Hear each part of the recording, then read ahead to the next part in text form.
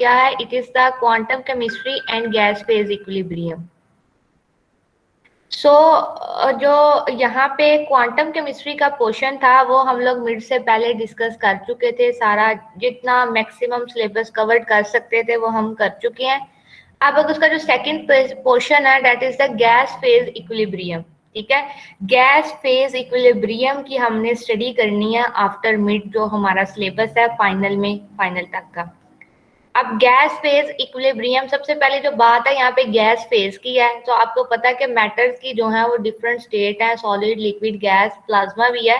हमारा जो particular focus है वो गैस फेज पे है। इसमें हम लोगों ने ये देखना है कि जो गैस है वो गैस के मॉलिक्यूल जो है, सारी बात है कोई भी मैटर है present in the form of molecule, तो उसके मॉलिक्यूल्स का क्या बिहेवियर है।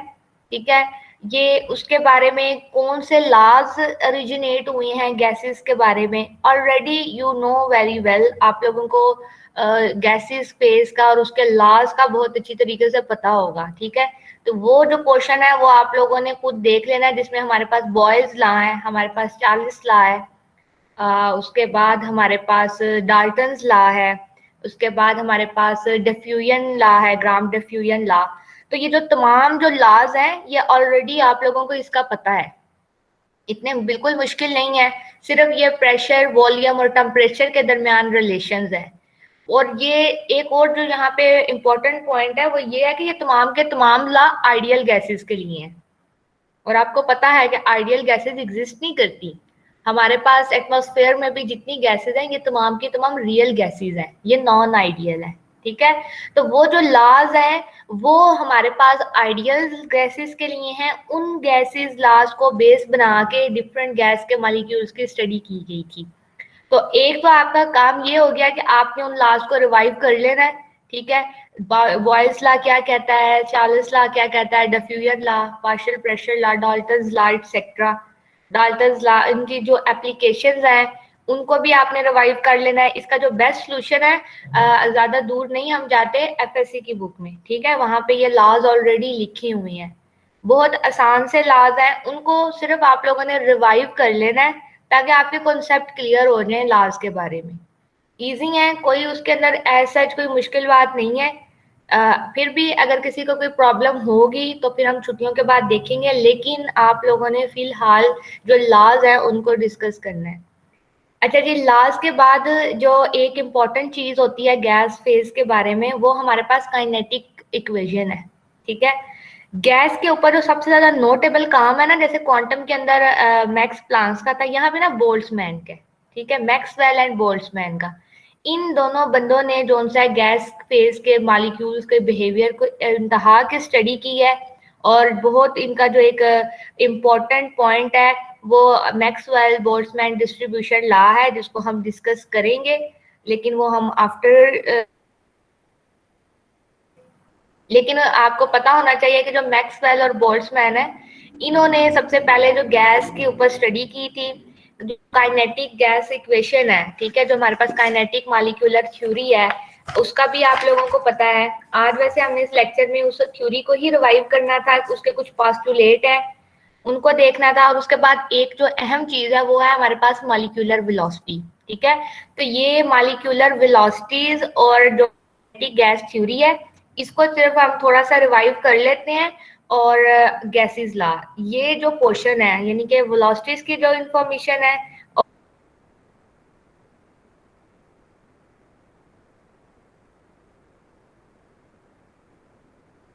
तो इसको देखना है। और उसके बाद हम शुरू करेंगे, वो हम करेंगे मैक्सवेल डिस्ट्रीब्यूशन लॉ से आफ्टर वीकेंड, आफ्टर छुट्टियां। तो इधर हम देख लेते हैं, ये हमारे कंटेंट्स हैं जिनके kinetic molecular theory of gases है और उसके बाद मॉलिक्यूलर वेलोसिटीज है।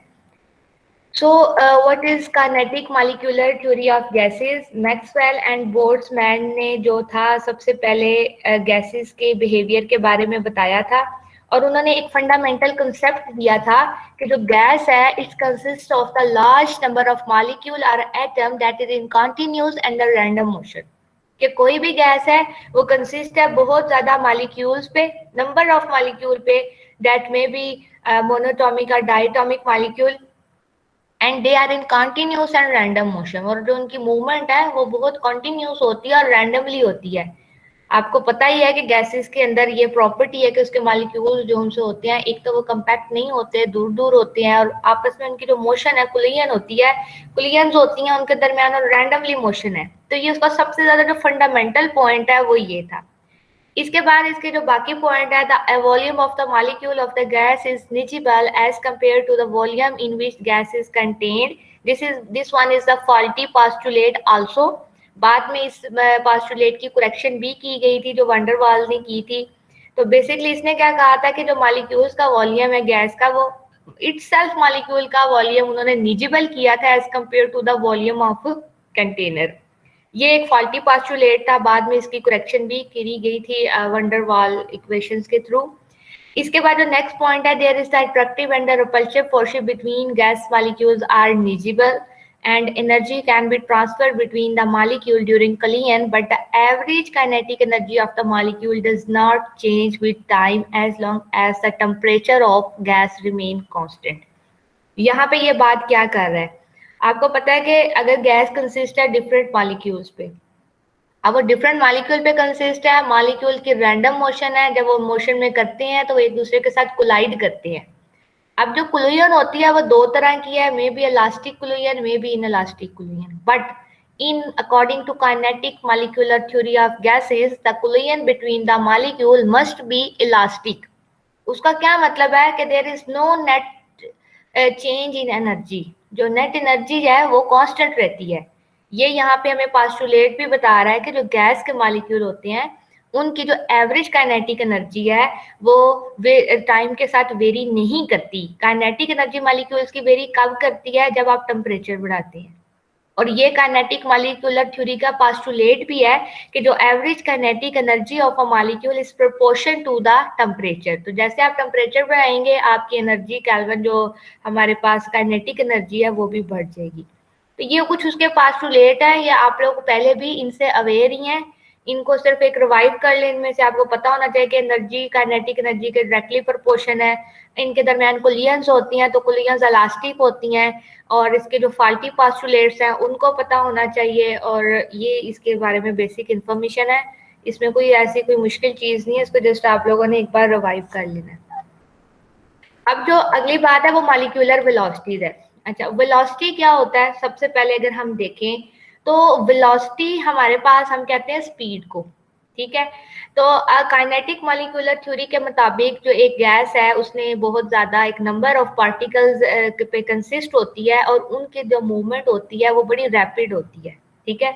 अब हर मॉलिक्यूल की क्या होती है जो स्पीड है, हर एक गैस है उसके अंदर डिफरेंट मॉलिक्यूल है, हर मॉलिक्यूल की स्पीड भी अलग होगी, ठीक है।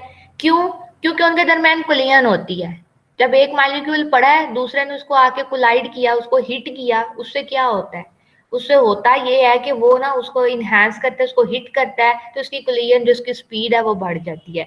वो जो बड़ी हुई मॉलिक्यूल है वो किसी और के साथ जाके कोलाइड करता है। तो इस तरह ये एक चेन चलती रहती है, जिसकी वजह से क्या होता है कि जितने मॉलिक्यूल है ना गैस के, वहां पे उनकी जो स्पीड है, जो उनकी वेलोसिटी है ना, वो कांस्टेंट नहीं रहती। और यहाँ पे एक जो मेन इंपॉर्टेंट बात ये है कि अगर आपको कहा जाए कि कैलकुलेट द वेलोसिटी या calculate the speed of a gas molecule, तो एक मॉलिक्यूल की जो स्पीड है ना, या एक पर्टिकुलर मॉलिक्यूल की, वो फाइंड करना बहुत ज्यादा मुश्किल है। अगर मैं आपको एक मोल गैस कह भी दूं, 1 मोल की बात कर लेते हैं, मैंने आपसे कहा कि 1 mole of oxygen, what does it mean? It's mean that it contains 6.022 into 10 raised power 23 particle, 22 molecule, ठीक है। तो देखें इतने ह्यूज अमाउंट आ जाती है एक मोल के अंदर ही। तो it is never possible that we have to calculate the speed of a molecule at a single molecule. इसके लिए फिर हम क्या करते हैं, इसके लिए हम लोगों ने क्या किया है, डिस्ट्रीब्यूट कर दिया मॉलिक्यूल्स को, और फिर हमने इसलिए उसकी बना दी है डिस्ट्रीब्यूशन ऑफ वेलोसिटी। और ये डिस्ट्रीब्यूशन वेलोसिटी का जो कॉन्सेप्ट है ये हमें दिया भी मैक्सवेल ने है।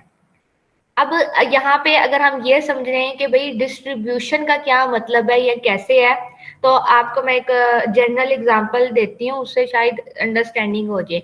देखें, बात ऐसे है कि अगर हमें, आपको मैंने ये कहा कि जितने भी पाकिस्तान में जितने भी मेंबर हैं, जितने भी लोग हैं, आप उन सब की जो सैलरीज हैं वो बताएं कि हर बंदे की सैलरी कितनी है और उसका एक ग्राफ बना के दें। ठीक है। So it is never possible कि हम एक एक बंदे को लें और उनकी सैलरीज देखें। सैलरीज में भी वेरिएशन होंगी, कुछ की ज्यादा होंगी, कुछ की कम होंगी, और नंबर भी इतने ज्यादा है, तो हम कभी भी उसको ना एग्जैक्टली उसको प्लॉट नहीं कर सकते। ये बहुत मुश्किल काम है। इसके लिए हम लोग क्या करें, इसके लिए अगर हमारे पास एक सॉल्यूशन है, हम क्या करते हैं, हम लोग क्या करें, हम लोग डिस्ट्रीब्यूट कर दें, हम लोग डिफरेंट पैचेस बना दें, स्मॉल जैसे एक फ्रैक्शन बना लें, तो वहां पे उसको करना आसान होगा। जैसे फॉर एग्जांपल हम लोग फ्रैक्शन ऐसे बनाते हैं, मैंने कहा कि एक फ्रैक्शन बनाया जिसमें बंदे की सैलरी है वो 0 से लेके 10K तक है। ठीक है, एक फ्रैक्शन बन गया। सही। इसी तरह अगला fraction 10 to 20, 20 to 30, 30 to 40, up to lakh, हम लैख तक चलेंगे। अब ये फ्रैक्शन बन गया। इन फ्रैक्शन को जब हम लोग अगेंस्ट सैलरी के प्लॉट करें, तो हमारे पास मोस्ट ऑफ द मेंबर इस कैटेगरी में फॉल कर जाएंगे और ये हमारे लिए आसान होगा। जैसे अगर मैं इसका आपको कहूं कि आप प्लॉट ड्रॉ करें, आपने एक प्लॉट ड्रॉ किया, एस पे इधर में एस फॉर इधर हमने लिख दी सैलरीज, लिख दी, सॉरी इधर हम लोगों ने, हाँ जी, सैलरीज ही लिख दी। नहीं नहीं, सैलरीज आप वाई एक्सिस पे ले लें और यहाँ पे आप मेंबर ले लें, तो क्या होगा, इसको एक्स से रिप्रेजेंट कर देते हैं, तो क्या होगा, हमारे पास ना एक ग्राफ आ जाएगा।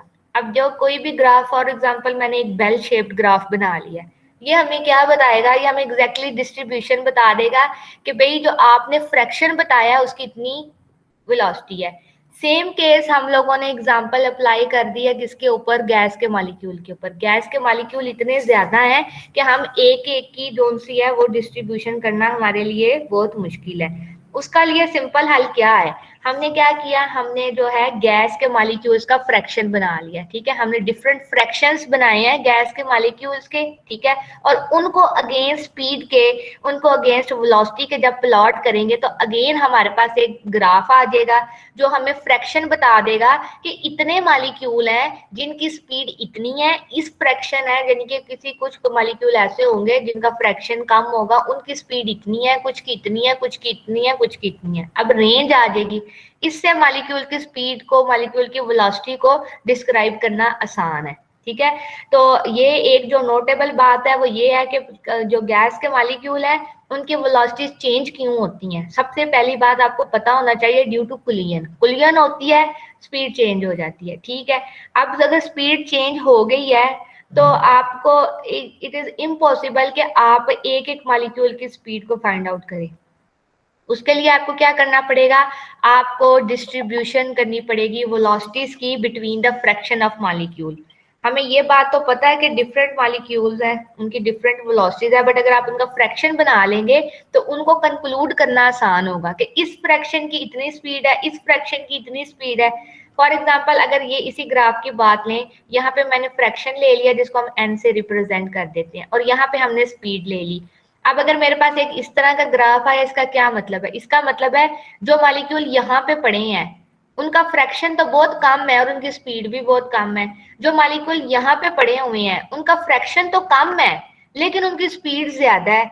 और जो मॉलिक्यूल यहाँ पे, ये देखें, ये जो पीक है यहाँ पे भी तो कोई मॉलिक्यूल्स भी पड़े हैं ना, कोई फ्रैक्शन है। अगर मैं इसको यहाँ से इनकी एग्जैक्टली वैल्यू चेक करूं तो यहाँ पे उन मॉलिक्यूल्स का फ्रैक्शन तो ज्यादा है लेकिन उनकी स्पीड नॉर्मल है, जिसको हम एवरेज स्पीड भी कह सकते हैं। तो इसलिए सबसे जो पहला पर्पस था, उन्होंने क्या किया था, वेलोसिटी की डिस्ट्रीब्यूशन की थी, और ये वेलोसिटी की डिस्ट्रीब्यूशन किसने की थी, मैक्सवेल ने की थी, और इसीलिए हम इसको मैक्सवेल डिस्ट्रीब्यूशन वेलोसिटीज का नाम भी देते हैं। ठीक है, अब अगर हम मॉलिक्यूलर स्पीड की बात करते हैं, मॉलिक्यूलर वेलोसिटी की, उसको भी हम देखते हैं। इससे पहले ये हमारे पास प्रोबेबिलिटी डेंसिटी है। प्रोबेबिलिटी ऑलरेडी आपको पता है क्या होता है, कि चांस, किसी भी चीज का जो चांस है पाए जाने का उसको हम प्रोबेबिलिटी कहते हैं। अब प्रोबेबिलिटी डेंसिटी फंक्शन क्या है, उसका मतलब है कि वेलोसिटी की जो पाए जाने के चांसेस कम है, तो ये जो ग्राफ हमें, जो मैंने आपको यहाँ पे ग्राफ प्रेजेंट किया है, बेसिकली ये हमें प्रोबेबिलिटी ऑफ वेलोसिटी ही बताता है कि किस फ्रैक्शन की कितनी वेलोसिटी के पाए जाने के चांसेस है। तो उसको हम कहते हैं प्रोबेबिलिटी डेंसिटी फंक्शन।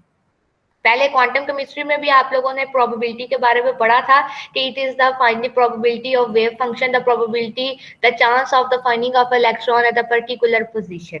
अब वही प्रोबेबिलिटी डेंसिटी फंक्शन को हमने अप्लाई कर दिया इन term of velocity, in term of speed. तो उसका क्या मतलब होगा कि किसी भी जो फ्रैक्शन ऑफ मॉलिक्यूल है उनकी जो पाई जाने वाली स्पीड है उसकी क्या चांसेस है, आइदर उनकी फ्रैक्शन के मॉलिक्यूल की स्पीड कम है या ज्यादा है, तो उसको हम कह देते हैं प्रोबेबिलिटी डेंसिटी फंक्शन। और जो प्रोबेबिलिटी डेंसिटी फंक्शन है इसको करेक्टराइज किया गया, random motion of molecule can be characterised by the probability density function. आपको पता है कि डायरेक्शन वेलोसिटी तो यूनिफॉर्म रह नहीं सकती। वेलोसिटी को फाइंड आउट करने के लिए मॉलिक्यूल को डिस्ट्रीब्यूट किया है, हमने एक फ्रैक्शन ऑफ मॉलिक्यूल बना लिया है, और जो फ्रैक्शन ऑफ मॉलिक्यूल है उनके अंदर क्या चेंज होगा, स्पीड, वेलोसिटी।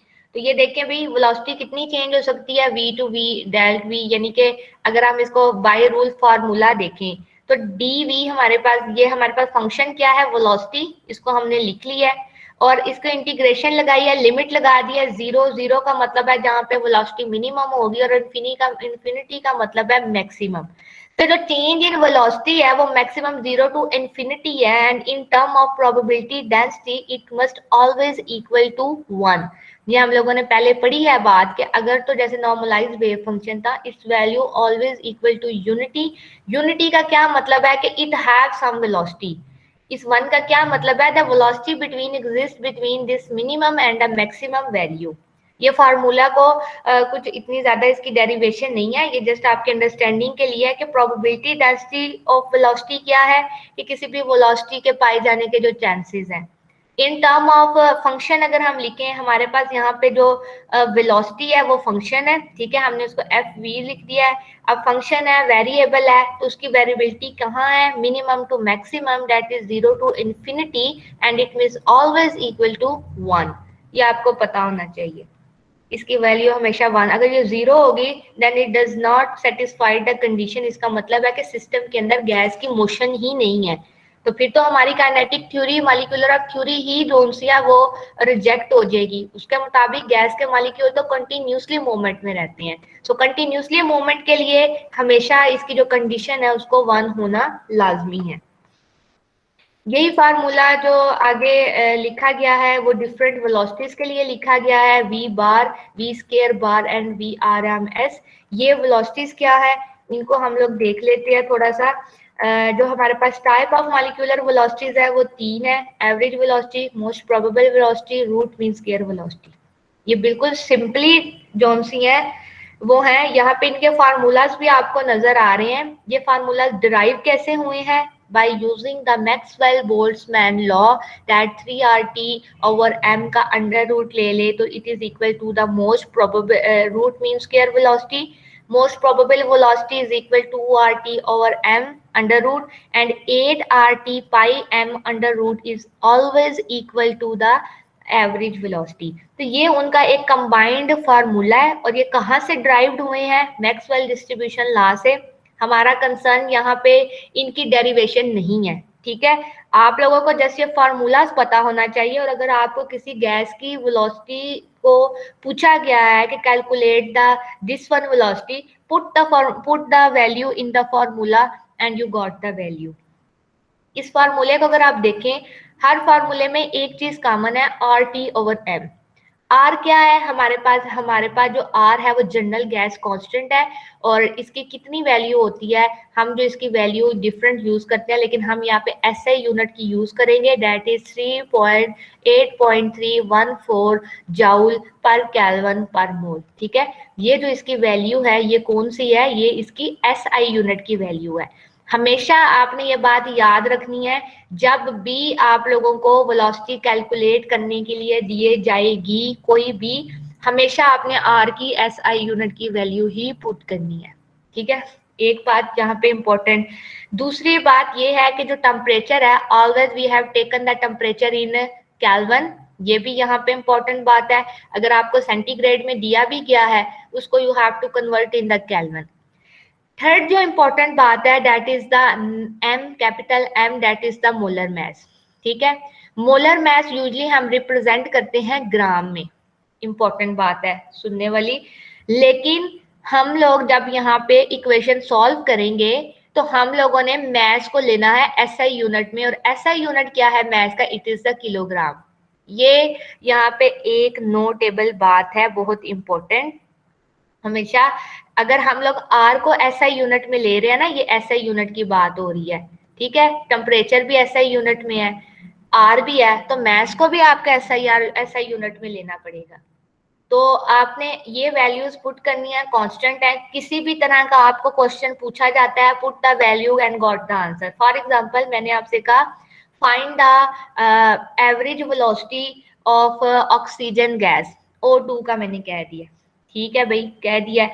आपको एक कांस्टेंट है, आर की वैल्यू पता है, and at room temperature, if I said at room temperature it's understood it is the 25 Celsius degree centigrade, you have to convert into the Kelvin, just add 273। तो क्या आपके पास answer आ जाएगा kelvin में? उसको put करें। Oxygen का मास कितना होता है? 32 gram, but it is gram, you have to convert into the kilogram, तो क्या हो जाएगा? 0.032 किलोग्राम।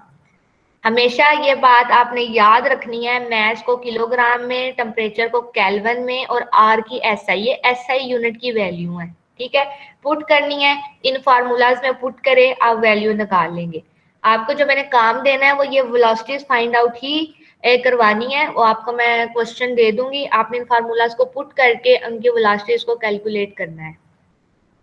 अच्छा जी, अब ये तो बात होगी। अगर हम इन वेलोसिटीज को डिफाइन करें, इन फार्मूलाज के अलावा भी हम वेलोसिटी कैलकुलेट कर सकते हैं। कैसे?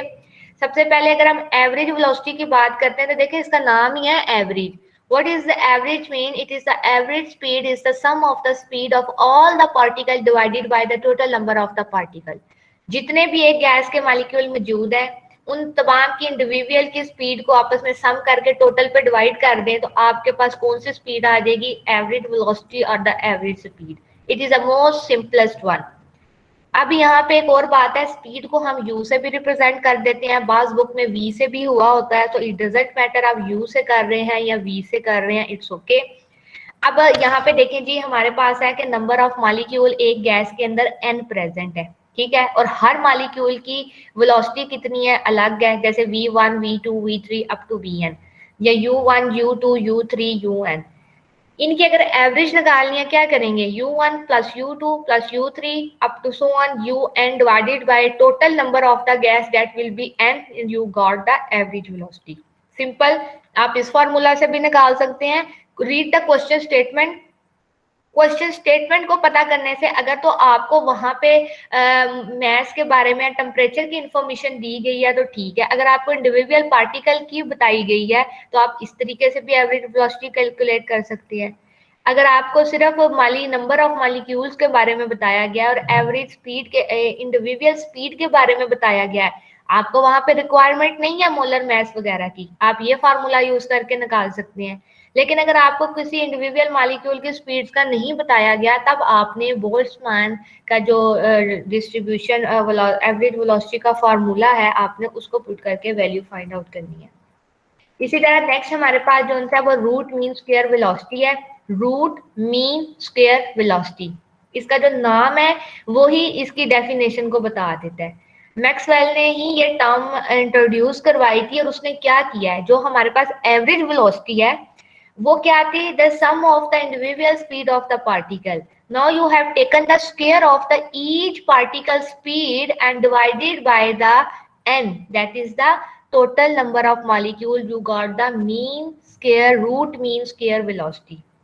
कुछ भी मसला नहीं है, आपको इंडिविजुअल पार्टिकल्स की वेलोसिटीज बताई गई हैं, जस्ट आप इंडिविजुअल पार्टिकल्स की वेलोसिटी का स्क्वायर ले ले और उसको डिवाइड कर दे किसके ऊपर?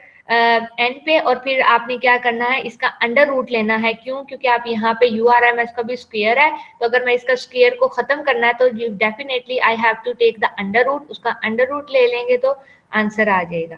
इसके अलावा हम लोग यहाँ पे जो मैक्सवेल का फॉर्मूला 3RT/m वहां से भी कैलकुलेट कर सकते हैं, तो इसमें कोई ऐसी प्रॉब्लम नहीं है। नेक्स्ट हमारे पास मोस्ट प्रोबेबल वेलोसिटी है। मोस्ट प्रोबेबल वेलोसिटी, इसका भी जो नाम है वो हमें बता रहा है कि मोस्ट प्रोबेबल का मतलब होता है चांस और मोस्ट का मतलब होता है मैनी। तो सबसे ज्यादा जो वेलोसिटी के पाए जाने के चांसेस है ना, वो हम कहते हैं most probable velocity, and it is defined as it is propose the maximum number of the molecule at a given temperature having the velocity is known as the most probable velocity. जैसे आपको पीछे बताया गया था कि हमारे पास हम लोगों ने मॉलिक्यूल्स का जो सा फ्रैक्शन बनाया है और उसका ग्राफ प्लॉट किया है, ठीक है। फ्रैक्शन बनाने की वजह से हमें एक इस तरह का ग्राफ मिल गया। अब ये देखें, ये फ्रैक्शन में यहाँ पे जो मॉलिक्यूल है उनकी स्पीड भी कम है, उनका फ्रैक्शन भी कम है। यहाँ पे मॉलिक्यूल की स्पीड तो ज्यादा है, अगर मैं यहाँ पे स्पीड ड्रॉ कर लूं और यहाँ पे मैं फ्रैक्शन ले लूं n, तो देखें, लेकिन यहाँ पे एक फ्रैक्शन ऐसा भी है मॉलिक्यूल का जहाँ पे उनकी स्पीड सबसे ज्यादा है। These are the molecules that attain the maximum, these are the maximum number of molecule that attain this one velocity. तो उस वेलोसिटी, अगर मैं इसको यूं करूं तो इस वेलोसिटी को हम क्या कहेंगे, it is the most probable velocity. Most probable velocity, इसको यूं लिख देते हैं एमपीवी। मोस्ट प्रोबेबल वेलोसिटी क्या है, the maximum number of molecule attain that velocity is known as most probable velocity. और ये जो मोस्ट प्रोबेबल वेलोसिटी है, इसका जो फार्मूला है वो 2RT/m है।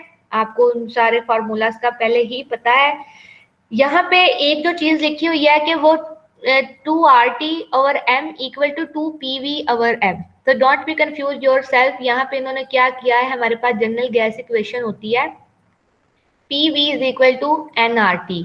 अब ये इक्वेशन कहाँ से आई है, ये आप लोगों ने, आपको पता ही है, जो हमारे पास डिफरेंट गैसेस लॉ है, बॉयल्स लॉ, चार्ल्स लॉ और हमारे पास एवोगैड्रोस लॉ, उन सबको कंबाइन करके जनरल गैस इक्वेशन बनती है।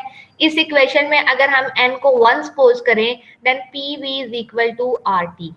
ठीक है, तो अगर आपको न्यूमेरिकल में प्रेशर और वॉल्यूम भी दिए जाते हैं तो फिर भी आप उनकी वेलोसिटीज को कैलकुलेट कर सकते हैं। तो ये जनरल गैस इक्वेशन है, ये भी सिंपली इधर यहाँ पे उसको पुट किया क्योंकि पीवी इज इक्वल है आरटी के, तो सिंपली आरटी को रिप्लेस कर दिया है पीवी से, अदरवाइज फॉर्मूला आपका सेम है। लास्ट में हम बात कर लेते हैं कंपैरिजन की। ठीक है, कंपैरिजन जो सा किया है वेलोसिटीज को, वो देखिए। अगर ये यहाँ पे तीनों वेलोसिटीज के हमारे पास फार्मूलाज मौजूद हैं, इन फार्मूलाज में आर टी और एम कॉमन है। यहाँ पे अगर कुछ कॉमन नहीं है तो वो क्या है, वो हमारे पास 2 है, 2 का अंडर रूट है, 8/पाई का अंडर रूट है और 3 का अंडर रूट है। ठीक है, तो ये जो अंडर रूट की वैल्यूज है यही बेसिकली इनका डिफरेंस है। ठीक है, तो जो एवरेज वेलोसिटी है, देखिए वो एवरेज है। एवरेज का मतलब होता है मीन। तो हमेशा एवरेज वेलोसिटी की जो वैल्यू है वो मीडियन ही रहेगी। जो मोस्ट प्रोबेबल वेलोसिटी है और जो आरएमएस है वो जो सी है वो उससे डेविएट करेगी। मोस्ट प्रोबेबल वेलोसिटी का क्या मतलब है, the number of maximum number of molecule that attain the velocity, और रूट मीन स्क्वायर वेलोसिटी कौन सी है, if you have taken the square of the average square root square mean root square of the average velocity के individual molecules के जो velocities है उनका square लेके ओवरऑल डिवाइड कर दे तो आपके पास रूट मीन स्क्वायर वेलोसिटी है। तो ये इनकी कंपैरिजन भी हम कर सकते हैं आपस में वेलोसिटीज का। इसको करना है। अब आपके जो करने वाला काम है वो ये है कि मैं आपको डिफरेंट क्वेश्चंस दे दूंगी। ठीक है, उन क्वेश्चंस को आप लोगों ने इन फार्मूलाज के अकॉर्डिंगली पुट करके उनके आंसर्स को फाइंड आउट करना है। ठीक है, और इसके अलावा आप लोगों ने गैसेस के लॉज को अच्छी तरह देख लेना है, काइनेटिक मॉलिक्यूलर थ्योरी वगैरह को भी आपने अच्छी तरह स्टडी करना है कि काइनेटिक मॉलिक्यूलर थ्योरी क्या हमें कहती है, उसके बारे में सारी इंफॉर्मेशन। गैसेस लॉज आपने देखनी है। गैसेस लॉ के बाद जो यहाँ पे इम्पोर्टेंट चीज होगी वो क्या होगी, हमारे पास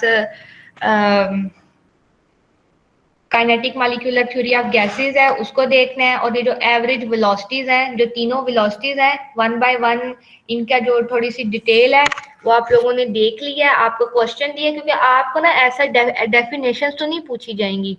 डेफिनेटली आप लोग थोड़े बड़े बच्चे हैं, तो आप लोगों को जो वेलोसिटीज बताने का पर्पज ही ये है कि आप वहां पे क्या करें, आप उनको अच्छी तरह से समझें और उनको इम्प्लीमेंट करें। तो जो इम्प्लीमेंट की प्रैक्टिस है वो मैं आपके साथ शेयर कर दूंगी ताकि आप लोग उसके मुताबिक सॉल्व कर लें। ठीक है, अब अगर किसी ने कुछ पूछना है तो वो पूछ सकता है।